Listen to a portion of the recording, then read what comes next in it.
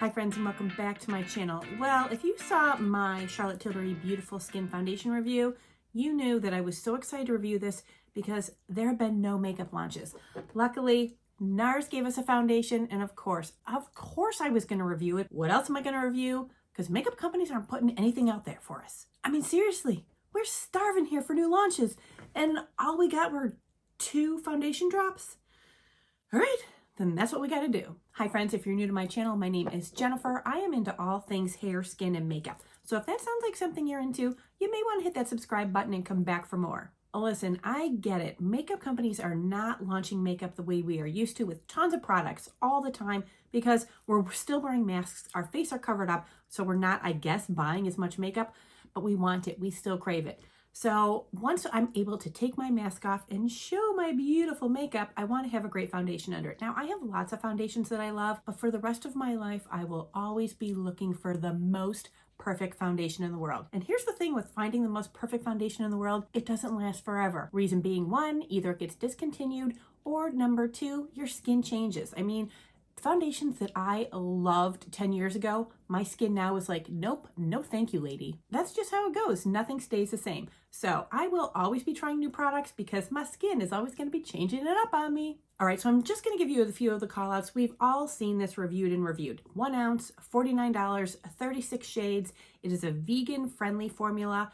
I think most of you, I hope most of you know, Nars is not a cruelty-free brand. I do prefer cruelty-free brands. However, I don't shop them exclusively. Now, I don't know why Nars is not a cruelty-free brand. I would like to think that they themselves do not do any testing on animals. However, that doesn't mean any of the companies that they actually source their ingredients from that they don't do testing, or companies that they source from. It can be several links down the line, but if there's any sort of animal testing going on, you can't call yourself cruelty-free. So as much as I wish they were, they're not. A couple of the interesting callouts, however, are that it is powered by advanced skincare ingredients, suitable for most skin types, including sensitive skin, and it's good for acne-prone skin. Now, let's back that up a second. Skincare ingredients, I do appreciate to a certain degree when cosmetics do put skincare ingredients in here. However, I am never expecting it, nor do I actually need it. Is it nice? Sure, but I get my skincare on its own level. Skincare products, I don't expect it in my makeup. Is it nice? Sure. So the magical ingredients that they call for skincare, they have biomimetic oat, which we all know oat is like a calming, soothing ingredient. So great. If you have any redness in your skin, the oat in here should help take down the redness. It has something called Japanese lily turf. Never heard of it, but they say it immediately strengthens the skin barrier, helping to maintain its moisture.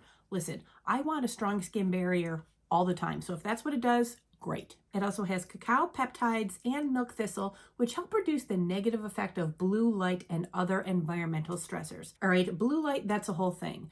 Let me just tell you, blue light is not affecting your skin at all. The amount and intensity of blue light you would need is something that you can't even take in. If you're using your sunscreen, you are getting proper UVA, UVB protection. The light you're getting from your screens, from your phone, from your computer, from even your watch, that light is not going to affect your skin at all. It's just one of those marketing scare tactics that's trying to get us to, ooh, it has blue light protection, I need that. You don't, you're fine, who cares? But if the cacao peptides and milk thistle also protect you from other environmental stressors, you can think of it as an antioxidant, like vitamin C and some other antioxidants that I use, then great. Anything that protects our skin, great. But really, we just want this to make our skin look good. We'll take care of the skincare. Nars, you take care of just making it look pretty for us. Now, you know me, I love to read, and on the back, on the bottom, it says shake well. So I'm going to. Can you hear that? It's definitely a watery formula, so that tells me a couple things right off the bat. I'm not going to want to use my beauty blender to apply because my beauty blender will soak up most of it, but it should be lightweight, which I love a lightweight foundation. Now, I'm a little concerned about this color. We did color match me in Sephora. I got the shade Light 2.5 Yukon. I don't wear Nars foundations much because they usually lean yellow. I can never get a good shade. I am hoping, let's see. And it's in a glass bottle. So when you're done, if you just unscrew this top part here, throw away, rinse out this, and you can recycle your bottle. I am super into recycling my makeup products whenever I can, because it just makes me crazy. All right, so there you can see it is runny. It is light. Now I did prime my face, only the right side, with my Tarte Timeless Pore Smoothing Primer because I always prime my face, but I didn't do it on this side so we can see exactly what happens. So I have, I don't know, a pump and a half here. First gonna take it on my brush and just, ooh, look how light. Oh, sweet Jesus. And we're just going to put that on, where's my other mirror? And move it around. Oh, Lord. Well, what's nice is a little bit seems to go a long way. And at $49, I really want it to go a long way. And I don't have any concealer on, so I will have to do that when I'm done. Okay, it is seeming to blend in nicely with my skin. I think it's because of all the redness in my skin that when I put on a light shade, it immediately freaks me out. But this does seem to really be like taking down the redness, covering nicely. It's definitely a medium finish. I am just going to go over it with my damp beauty blender just to make sure I don't have any edges. Okay, it doesn't feel like I have anything on. It is very, I think it's probably, yeah, it's probably the most lightweight foundation I've ever had on. It's giving me nice coverage. Like I've told you guys a billion times before, I don't need for every single blemish to be canceled out. It's my skin, it's what it is, I don't care. This is really, really pretty. Listen, I've heard other people say how pretty it is, and I'm always like, oh, it looks pretty in your skin, but my skin, who knows? I am really, really, I'm kind of blown away by this. I mean, is it just because we haven't had any makeup launches that when you get something that's nice, it's just like, oh, it's the best thing in the world? Or is it really that great?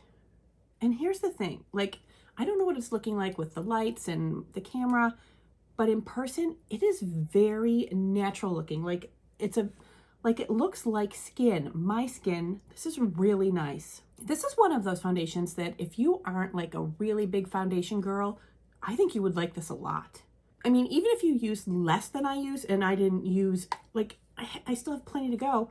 Even if you use less than that, just to kind of even out any uneven skin tone you have, I think you would really like this. All right, now because I do like to sometimes put on with a sponge, I'm going to use my Juno & Co sponge because it doesn't soak up product and it really disperses it nicely. So let's see how it does. This is so nice.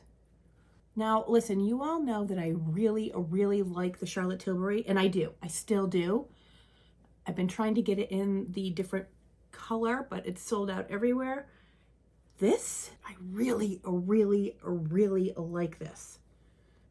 Now, I'm layering it up here just to see if it gets to a point where it's like, oh, girl, you got too much on. But so far, it's still looking great. All right, I'm just going to go over with my slightly dampened beauty blender just to make sure everything is seamless and there are no like stop and start areas. I haven't done my concealer yet, and I think I'm only going to do it just under my eyes because I think I got such a nice coverage around my nose.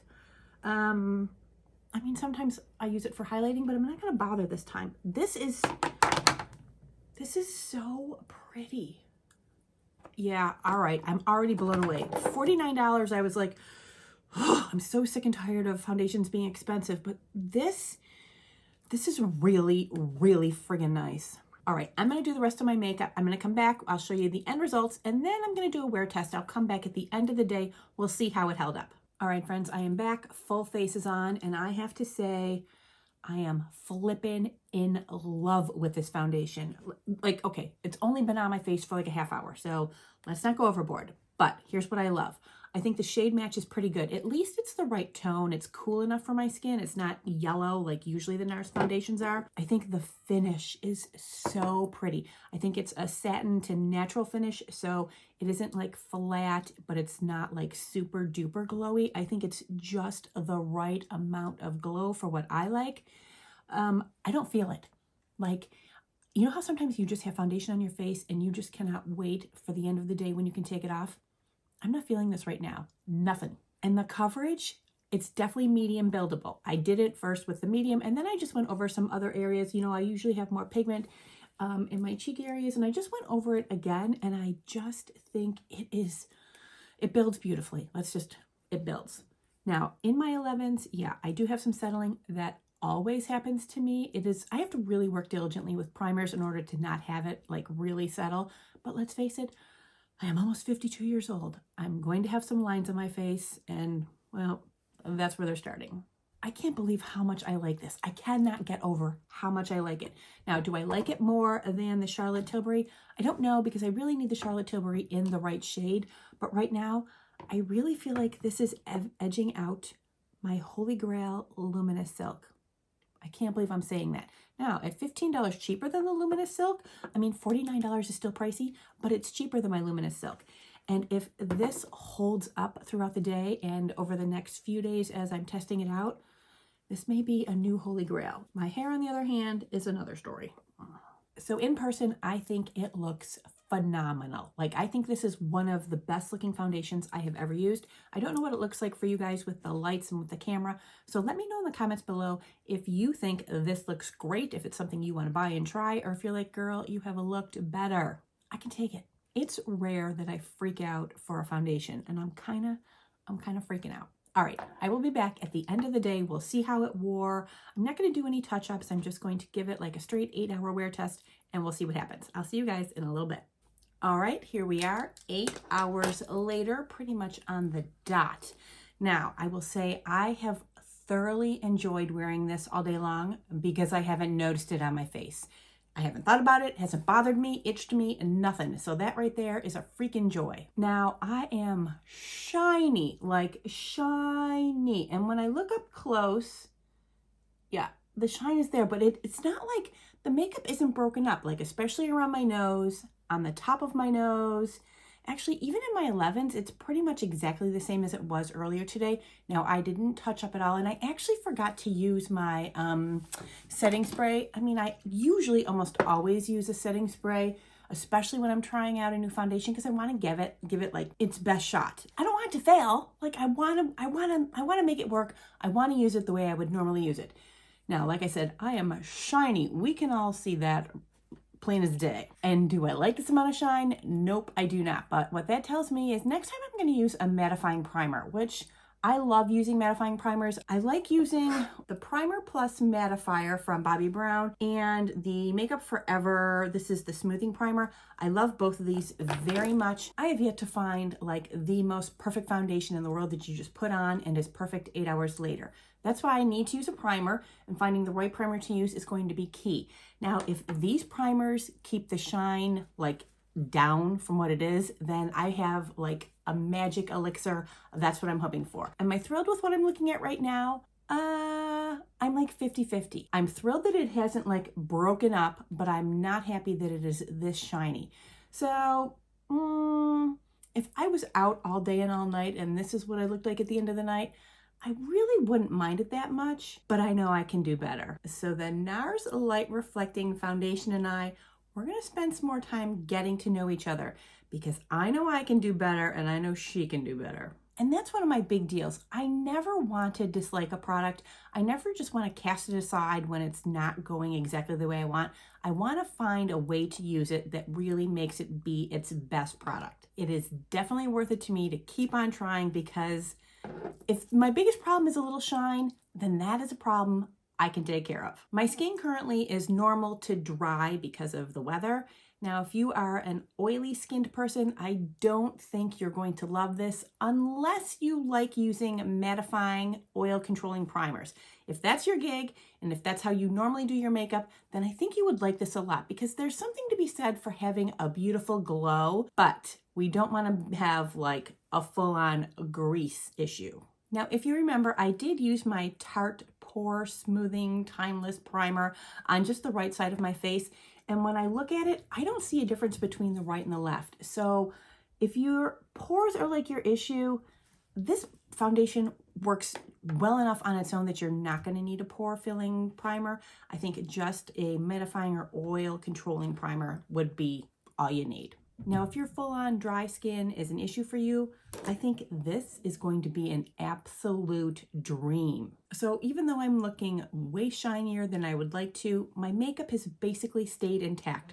So for me, that is like 2 thumbs up. I'm super pleased with this, and I will be using it in future videos. So when you see my makeup, think to yourself, ooh, I think that's the Nars she's wearing, because I'm definitely going to be using this in the next few videos because I like it that much. All right, friends, let me know in the comments below. Let me know if you think that you like this, if you might be trying it, or if you're like, ooh, no, too shiny. Nope, no thank you. And if you have already purchased it and you are using it and you're using a primer, let me know the one you have found works best because I would like to try that. Well, as far as wear tests go, this has been one of the more successful ones I've had in recent memory. I am super thrilled. And as always, if you have any questions, leave them in the comments below or DM me on Instagram. You know I love my little chats with you there. All right, friends, I want to thank you so much for being with me, and I'll see you real soon. Mwah.